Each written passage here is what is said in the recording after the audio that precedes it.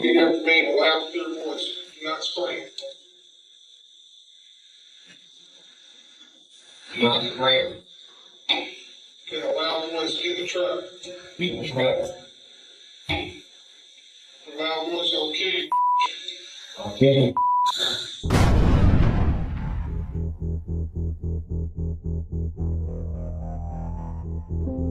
Tiffany was exactly the kind of person everybody in Anadarko knew and loved.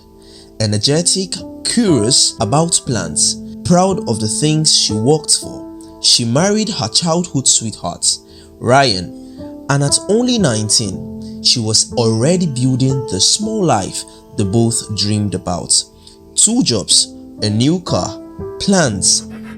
On July 26th, they were celebrating 3 months together. That night, Tiffany washed her white neon at the Sunshine Carwash, a routine that became the last ordinary thing anyone ever saw her do. Late that night, a patrol officer drove past and noticed Tiffany's car still at the carwash. 45 minutes later, it sat alone, keys in the ignition, personal items inside, no sign of Tiffany.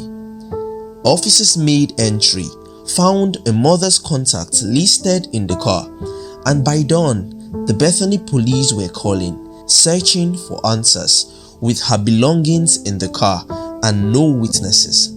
Tiffany's mother, Kathy, feared the worst. She had been taken. About 100 yards from the car wash, investigators found Tiffany's body. A small town that once felt safe now felt violated. Kathy, who had been Tiffany's friend since junior high, made a vow she would not let this go.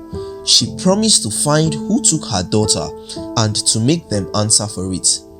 Across state lines, investigators began to look at a familiar profile, William Lewis Reece.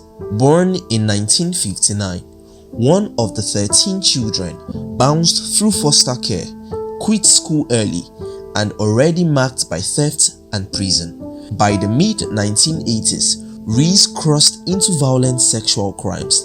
He kidnapped and raped, was convicted, and went to prison. He served time. Then, after being released early, he was back in the world with something more dangerous than the freedom he had earned.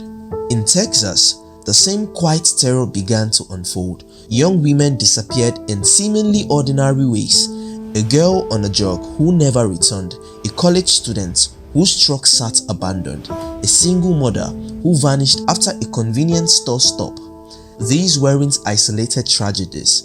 They threaded together along lonely stretches of Interstate 45, a corridor that investigators soon realized an opportunistic predator could exploit. 12-year-old Laura Smither vanished while out for a jog. For 17 days, people combed fields and ponds. A hunting dog indicated something in the water.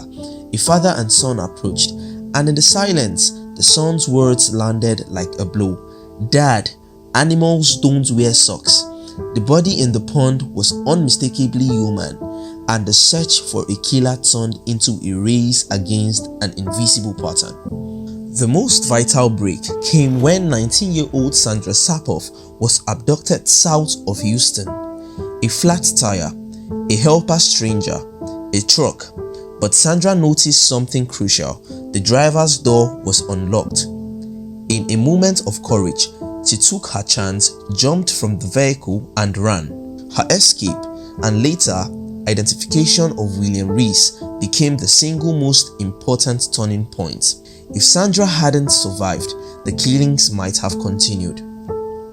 Investigators pulled everything: survivor testimony, circumstantial leads, unique fibers from truck, and most importantly, preserved biological evidence. Years later, advanced DNA testing produced a partial profile from Tiffany's case.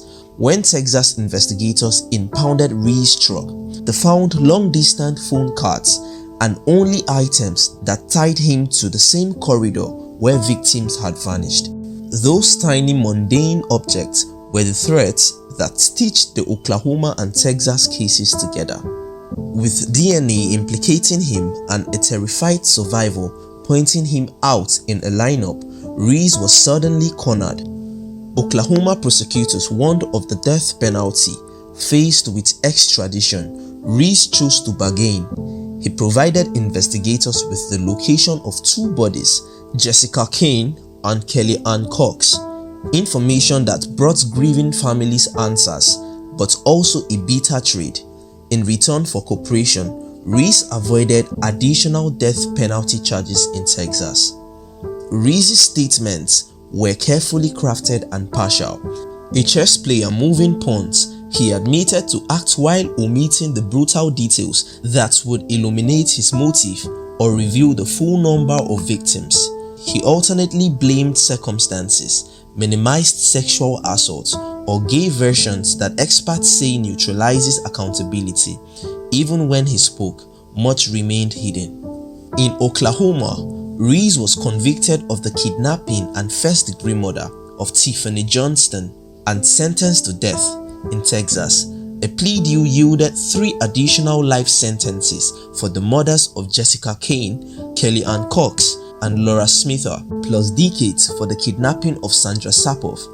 The deal brought convictions, bodies found, and families given the overdue dignity of answers. Yet, for Tiffany's mother, Kathy, justice was complicated. Relief wrapped in the bitter knowledge that a man who took her daughter still lives. Spent his days in prison, appeals pending. For 9 heart-rending years after Tiffany's death, little necklaces and bracelets would appear at the gravesite every July 26th, like an anonymous apology of an impossible consolation. Kathy suspected Patsy Reece, William's mother, who had once done her ironing and who she believed may have left those trinkets as penance. These offerings stopped after Patsy's death. For Kathy, the ritual mattered, a small sign that her promise to Tiffany had been kept, that someone remembered. This case shows how one person's choices can ripple across states, leaving families shattered and communities haunted. William Reece used travel, timing, and opportunity along lonely roads to prey on people who trusted the ordinary world. It took a survivor's courage, advances in forensic science, and a mother's unrelenting vow to stitch the threads together.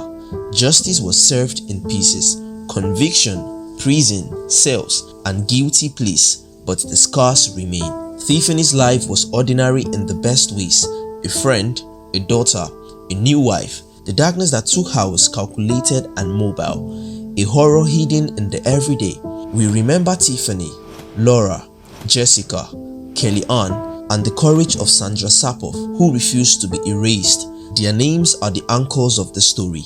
And remember to pay attention, to speak up, and to never stop pushing for answers. If this story gripped you, then don't walk away. Subscribe to The Crazy Real Life now. Smash that like and drop one honest thought in the comments. Which moment shocked you most? See you in the next investigation.